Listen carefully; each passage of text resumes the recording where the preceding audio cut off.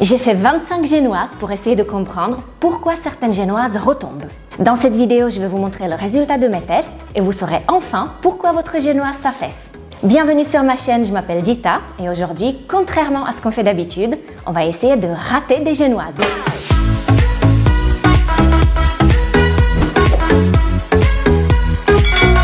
J'ai reçu pas mal de messages avec des photos de génoises ratatinées et pas belles du tout et je voulais vraiment comprendre d'où ça vient. Je suis partie de la même recette, celle qui se trouve sur ma chaîne, ici ou ici, je ne sais plus. J'ai utilisé les mêmes ingrédients, les mêmes ustensiles et le même four. Et on va voir tout de suite ce que ça a donné. Aïe. Pour le premier test, je me suis dit que si la génoise s'affaisse et fait des bourrelets sur les côtés, les œufs et le sucre n'ont peut-être pas été assez fouettés. Dans ma recette d'origine, on doit les fouetter pendant 10 minutes, mais ici on va raccourcir à 5 minutes seulement et on va voir ce que ça donne. Au bout de 5 minutes, le mélange est mousseux, mais un peu plus liquide que quand on le fouette plus longtemps. Le test du cure-dent est réussi, il tient bien droit, alors j'incorpore la farine. Je la tamise dedans et je la mélange avec le fouet, comme je vous ai montré dans la vidéo de la génoise haute. Je verse la pâte dans le moule et je vois déjà qu'il y en a moins que d'habitude. On va voir ce que ça donne après la cuisson. Je démoule la génoise, j'enlève le papier et je constate qu'elle tient très bien. Elle ne s'est pas affaissée sur les côtés. J'avoue que je suis un peu déçue. J'espérais avoir un beau ratage. La seule différence avec ma génoise habituelle est qu'elle est un peu plus basse. Il lui manque environ 1/2 cm. À la découpe, elle est identique à la génoise de référence. Les bourrelets ne viennent donc pas de là. La génoise est réussie même si vous fouettez les œufs et le sucre moins longtemps. On va maintenant faire le contraire. On va fouetter les œufs avec le sucre beaucoup plus longtemps, pendant 20 minutes, et voir si c'est à cause de ça que la génoise retombe. Le mélange est maintenant bien mousseux, très léger, un peu plus épais que quand on a fouetté que pendant 5 minutes. J'incorpore la farine comme d'habitude, et quand je travaille la pâte à la maryse, je sens que sa consistance est un peu plus dense que pour ma génoise habituelle. Je verse la pâte dans le moule. Cette fois-ci, elle le remplit bien et je vais l'enfourner. Je démoule la génoise et en enlevant le papier, je vois que cette fois-ci non plus, elle ne s'est pas ratatinée sur les côtés.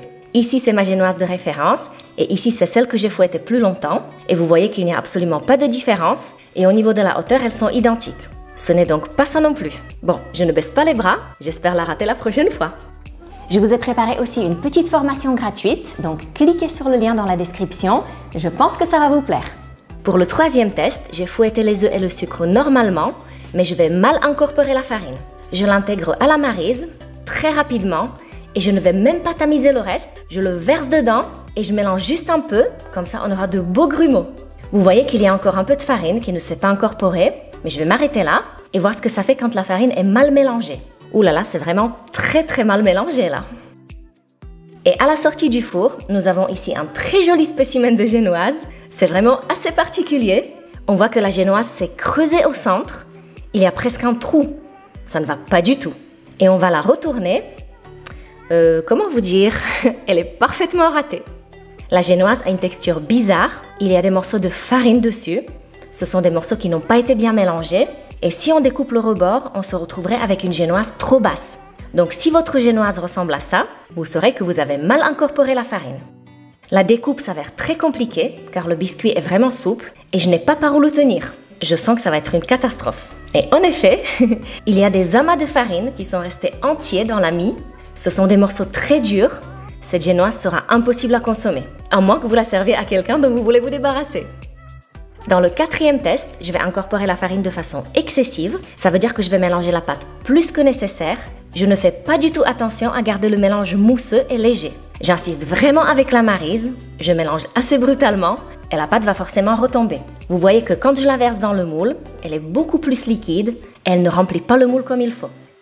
Après la sortie du four, on voit déjà que la génoise est beaucoup plus basse. Elle n'est pas montée comme il faut lors de la cuisson.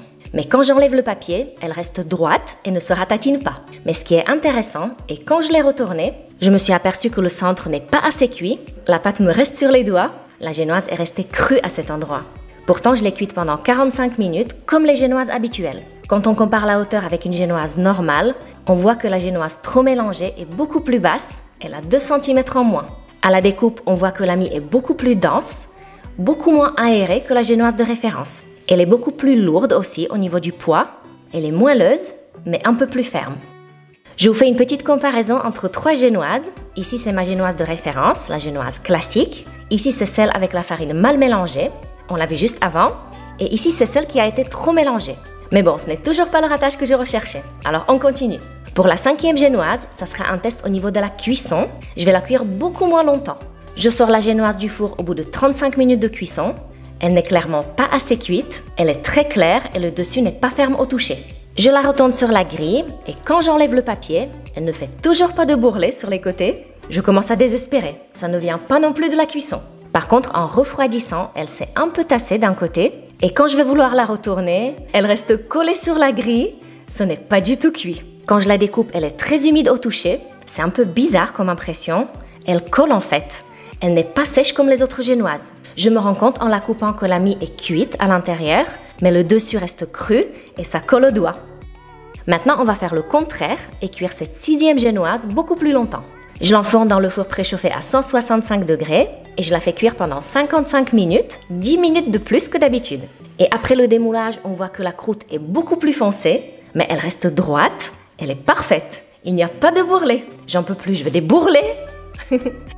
Allez, on enchaîne avec une génoise où je vais utiliser des œufs plus gros, de taille L à la place de M. Je vais en casser 6 dans le bol du robot et je vais en même temps les peser. Ça fait 340 grammes en tout, donc 40 grammes de plus que pour 6 œufs de taille moyenne. J'obtiens une belle mousse. Il y en a plus forcément parce que les œufs étaient plus gros. Le moule sera aussi un peu plus rempli. Avec plus d'œufs, on a obtenu plus de pâte. Et après le démoulage, la génoise tient parfaitement, elle est droite sur les côtés et elle est même plus haute que la génoise classique. Par contre, attention, elle a plus l'odeur et le goût de l'œuf. Je repars sur un nouveau test où je vais prendre un moule de 10 cm de hauteur et je ne vais pas le chemiser cette fois, je vais le graisser avec le mélange magique. J'ai l'espoir que la pâte glisse dessus et que ça me fasse des plis sur les côtés. Le mélange magique, pour rappel, est composé d'une part de Crisco, une part de farine et une demi-part d'huile. Je verse la pâte dans le moule, mais je ne le remplis pas entièrement, car comme il n'est pas chemisé, la pâte risque de déborder dans le four. Après la cuisson de 45 minutes... Et on se rend compte qu'en fait... Ok, donc on se rend compte que la génoise rétrécit autour, elle se rétracte en quelque sorte, la pâte n'a pas été maintenue par le papier. On va voir ce que ça donne quand on la démoule. Peut-être qu'elle va se ratatiner. Mais non, le gâteau est encore une fois parfaitement droit sur les côtés, il n'y a absolument aucun pli et aucun défaut. J'en peux plus, je les rate pas. 9e essai ici, où je vais ajouter un sachet de levure chimique en plus de la farine. Vous me posez souvent la question, vous vous étonnez qu'il n'y ait pas de levure dans la vraie génoise, alors on va voir ce que ça donne quand on l'ajoute. Je verse la pâte dans le moule, je la sens bien mousseuse, c'est sûrement à cause de la levure, et on va l'enfourner. Au bout de 45 minutes de cuisson, on voit que la génoise avec la levure a coulé dans le four, c'est merveilleux. Oh là là, je ne sais pas vous, mais je déteste nettoyer le four après. La génoise avec la levure est vraiment bien moche. On va essayer de la démouler. Et là, j'ai l'impression qu'elle va bien s'affaisser. C'est magnifique. Oh là là, je suis contente. Elle est bien ratée. Et en plus, elle ne me paraît pas très stable. Je me demande si elle est assez cuite. Elle continue à s'affaisser avec le temps. Elle s'écroule sur elle-même. Quand je découpe la génoise avec la levure, elle est très molle au toucher déjà. Et regardez cette texture très aérée. Il y a des alvéoles énormes. C'est vraiment trop gonflé. Elle s'effrite aussi énormément par rapport à la génoise classique. Il y a plein de miettes. Il y a des trous d'air de partout. Je vous montre pour comparaison la génoise normale, dont la mie est beaucoup plus douce, plus fine, alors que là c'est très grossier. La couleur est plus jaune et le goût aussi n'est pas bon. Donc faites-moi plaisir, n'ajoutez pas de levure chimique dans ma recette de génoise. Pour la 10e génoise, j'ai utilisé le batteur électrique à la place du robot. Je sais que vous n'avez pas tous un robot ménager à la maison, donc on va voir si on peut réussir une génoise avec un simple batteur. Et après la cuisson et le démoulage, j'obtiens une génoise qui tient parfaitement bien, qui est droite sur les côtés. C'est exactement la même que quand je la fais au robot. Donc le problème d'affaissement ne vient pas non plus de votre batteur. La 11e génoise va être réalisée avec des œufs froids qui viennent de sortir du frigo. On sait que les œufs à température ambiante montent mieux quand on les fouette. Donc on va voir s'il y a une différence avec des œufs froids. À la sortie du four, on voit que la génoise a bien monté. Elle est identique à la génoise habituelle. Elle est bien haute et parfaitement droite. Donc vous avez compris, les œufs froids ne changent absolument rien. 12e test avec une génoise que je vais cuire à une température beaucoup plus forte que d'habitude, 180 degrés et à chaleur tournante, à la place de la chaleur statique. Au bout de 35 minutes de cuisson, la génoise me paraît déjà archi cuite. Je préfère la sortir du four pour ne pas la brûler. Et quand je la démoule, la croûte est bien plus foncée que d'habitude, mais elle ne s'est toujours pas affaissée sur les côtés. Elle est encore une fois parfaitement droite. Je ne sais plus quoi faire. Dans ce nouveau test, j'ai sorti une génoise normale du four et maintenant je vais la laisser refroidir dans le moule. Je ne vais pas la démouler tout de suite, ce que je fais d'habitude. Là, je vais vraiment la laisser dedans et voir si l'humidité qui va se dégager du gâteau va causer l'affaissement de la génoise. Au bout d'1 heure environ, la génoise a complètement refroidi et on voit qu'elle s'est un peu creusée sur le dessus, ici au centre. Quand je la démoule, je m'aperçois que l'humidité a créé de petits creux comme ça. Je pense que c'est plus dû au papier qui est devenu humide et qui s'est déformé. Le côté n'est pas lisse, comme sur ce gâteau par exemple, mais les plis restent discrets. La génoise n'est pas gondolée comme sur les photos que vous m'envoyez. Ici, j'ai utilisé une farine plus fine et plus fluide que celle qui est recommandée pour la génoise. Ce n'est pas la T55, mais la T45. Je la démoule sur une grille. Elle ne me paraît pas ratée non plus, celle-là. Elle est bien droite et bien moelleuse. En refroidissant, elle s'est légèrement affaissée sur le côté et un peu creusée sur le dessus, mais ce n'est pas flagrant. La farine fluide ne provoque donc pas l'effondrement de la génoise. Dans ce nouveau test, je vais incorporer la farine avec le fouet, mais je vais laisser la pâte mousseuse. Je ne vais pas mélanger comme je le fais d'habitude. Je veux voir si la génoise peut s'affaisser si vous avez peur de trop mélanger la pâte. Une fois que je ne vois plus de farine, je m'arrête. Quand je sors le gâteau du four, je vois tout de suite que le dessus n'est pas droit, il y a un creux au centre. Et quand je le démoule et j'enlève le papier, je vois qu'il commence un peu à se creuser ici. Ah, on a de l'espoir! En refroidissant, le pli est un peu plus marqué, il est un peu plus visible, donc faites bien attention quand vous incorporez la farine, n'ayez pas peur de mélanger la pâte. À la découpe, cette génoise trop mousseuse a une texture assez grossière, il y a de gros trous dans la pâte, elle est très légère, mais la mie n'est pas fine comme celle de la génoise normale. Celle-ci s'effrite aussi un peu plus. Pour le 16e test, j'ai rempli le moule de pâte à génoise, mais je vais le laisser sur la table pendant un moment avant de l'enfourner. Je voulais voir si ça va changer quelque chose sur la génoise. Au bout de 12 minutes environ, les bulles commencent à ressortir sur la surface. On va maintenant l'enfourner et voir ce que ça donne. À la sortie du four, la génoise a une belle hauteur et quand je la démoule et j'enlève le papier, elle commence à se creuser un peu en bas. Mais elle reste droite sur les côtés. Les bourrelets ne viennent donc pas de là non plus. Ici, un nouveau test où je vais mettre seulement 100 g de sucre à la place de 175. Vous me demandez souvent si on peut réduire le sucre dans ma recette de génoise, alors on va voir. Quand on sort la génoise du four, on remarque tout de suite que le dessus est bombé, pas plat comme d'habitude. Au toucher, c'est dur, elle n'est pas beaucoup montée. Comme il manque du sucre, il manque de la matière dans la pâte, elle monte forcément un peu moins. Elle ne se déforme pas quand j'enlève le papier, elle est juste un peu plus basse. À la découpe, je sens qu'elle est un peu dure, un peu plus sèche au toucher. La texture n'est pas mal, mais la couleur est plus jaune parce qu'il manque du sucre, qui est un composant important. On voit plus la couleur des œufs du coup, et l'odeur de l'œuf est beaucoup plus présente ici. En bouche, elle est plus ferme que la génoise classique, elle est plus dense et un peu plus sèche. Mais qu'est-ce qui provoque donc ces fameux bourrelets? Allez, un autre test maintenant avec la farine versée directement sur le mélange œuf et sucre. Je ne la tamise pas au fur et à mesure, et je vais l'incorporer juste avec la maryse, sans le fouet. C'est beaucoup plus difficile de mélanger toute la farine d'un coup. Il y a toujours des tas de farine qui remontent à la surface, donc j'insiste bien. Mais malgré mes efforts, il reste des grumeaux dans la pâte. Est-ce que d'après vous, la génoise sera réussie? Eh non, elle est bien ratée comme il faut. Le dessus est creux et la texture semble bizarre. Donc incorporer la farine à la maryse sans la tamiser n'est vraiment pas une bonne idée. À la découpe, on s'aperçoit qu'il y a des morceaux qui sont jaunes. Le centre ne paraît pas assez cuit.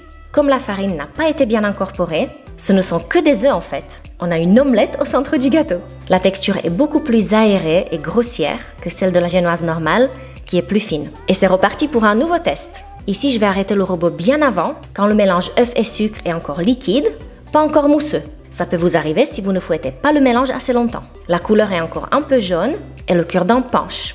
Il va se noyer. Il se noie. Il descend. Attends, viens ici. La pâte est liquide, presque comme une pâte à crêpes. Je pense que le gâteau sera plus dense et lourd. On verra. J'ai sorti la génoise au bout de 45 minutes comme indiqué dans la recette, mais elle n'est pas du tout cuite encore. Je sens que ça tremblote sur le dessus. Elle est sûrement encore crue dedans. J'ai ajouté 10 minutes de cuisson et je pense que là c'est bien cuit, mais je sens que le gâteau est lourd. Il est aussi beaucoup plus bas que la génoise classique. Au démoulage, il reste droit, mais sa texture est beaucoup plus dense que celle d'une génoise. On ne le voit pas bien sur la vidéo, mais elle est plus compacte. La génoise normale est beaucoup plus légère. Donc petit conseil d'amis, fouettez bien les œufs et le sucre au départ pour avoir une génoise légère comme un nuage. On va maintenant remplacer la farine par de la maïzena. Je vais prendre la même quantité, donc 175 g, et voilà ce qui se passe dans le four. Oh là là, la pâte déborde du moule. Elle continue à couler. Ça a débordé de partout. Je ne peux pas le laisser comme ça. Au secours! Au bout de 45 minutes, voilà le désastre. Je ne sais pas si c'est cuit. Bon, on va le sortir et nettoyer tout ça. Oh là là, quelle galère! Moi qui voulais un ratage, là je suis gâtée. Cette génoise vaut vraiment le détour. La croûte est complètement partie de ce côté-là et je me demande comment je vais le démouler parce que ça a coulé de partout. C'est un massacre! Ah oui, ok. Oh là là, c'est un ratage total. Ça s'écroule en direct live. Ne faites jamais ma recette de génoise avec de la maïzena. Quand je découpe cette merveilleuse génoise à la maïzena, elle est très légère. La texture franchement est sympathique. Elle est bien blanche aussi, très souple, sauf en haut. Vous voyez que sur le sommet, il y a une espèce de truc vert là, une sorte de couvercle dur et bizarre. Quand je déchire la tranche, je vois que ça fait comme une croûte dure. On ne peut pas avoir une chose pareille dans une génoise, nous sommes bien d'accord. Les morceaux moelleux ne sont pas mauvais au goût, mais c'est très sec et ça grince un peu entre les dents, vraiment sans plus. Génoise numéro 21, avec cette fois-ci la farine complète. La pâte à la fin est un peu plus foncée, mais elle est bien légère, elle n'est pas retombée. Et voilà notre génoise après la cuisson, elle est bien montée aussi, et quand je la démoule, elle est bien haute. Franchement, elle n'est pas mal du tout pour une génoise à la farine complète. Je la trouve superbe. Quand je la compare avec une génoise normale, ici c'est la normale et ici celle à la farine complète, j'étais certaine qu'elle n'allait pas assez monter car la farine est plus lourde, mais elle a exactement la même hauteur. Elle est très moelleuse aussi, très souple. Quand je la découpe, elle ressemble à du pain complet. La mie est beaucoup plus foncée que sur une génoise classique. Elle est très moelleuse. Elle n'est pas plus dense, c'est juste la couleur qui change. Comparée à la génoise avec de la farine blanche, celle-ci est juste un peu plus bronzée. Donc vous pouvez utiliser de la farine complète pour votre génoise sans aucun problème. Mais je vous rappelle que je cherchais à obtenir des bourrelets. Nouvel essai de génoise où je vais utiliser du sucre glace à la place du sucre classique. Après la cuisson, la génoise avec le sucre glace a une superbe hauteur. Elle est bien montée dans le moule. Après le démoulage, elle se tient comme un charme. Vous pouvez donc remplacer sans problème le sucre dans la recette par du sucre glace. Vous obtiendrez le même résultat. Test numéro 23. On va ici utiliser 8 œufs d'un poids total de 421 grammes, ce qui est beaucoup plus que nos 6 œufs habituels, qui font seulement 300 grammes. Est-ce qu'elle va s'affaisser cette fois? En sortant la génoise du four, je vois déjà qu'elle est un peu creuse sur le dessus. Elle n'est pas droite. Et on va la démouler pour voir si elle tient sa forme. Une fois refroidie, on voit un joli bourrelet ici. Elle est penchée. Je pense que je tiens le bon bout.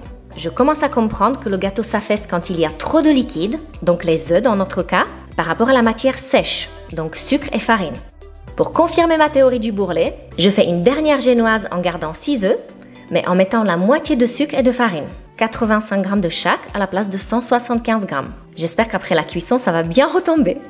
Et en effet, le dessus de la génoise est bien creux et quand je la démoule, je sens qu'elle est ultra légère. Elle s'affaisse littéralement sous mes yeux quand j'enlève le papier. C'est exactement ce que je cherchais pour comprendre. Elle est très souple, il n'y a pas assez de matière, tout simplement. Admirez ce beau ratage avec les plis sur les côtés, comme j'en rêvais. Elle s'est encore plus affaissée pendant le refroidissement parce qu'il n'y a pas assez de structure à l'intérieur. Elle est toute molle, ce ne sont presque que des œufs. La tranche de cette génoise me fait penser à une omelette. Elle est légère et elle a une forte odeur de l'œuf. En comparaison à la génoise normale, celle-ci est beaucoup plus jaune et le goût de l'œuf est beaucoup plus présent. Quand je la compare avec la génoise normale, on voit que la hauteur n'a rien à voir. Elle est très basse, elle s'est ratatinée sur elle-même. Donc respectez bien les dosages les amis. Si votre génoise ressemble à un accordéon, vous avez mis trop d'œufs par rapport au sucre et à la farine. Voilà, le mystère est résolu.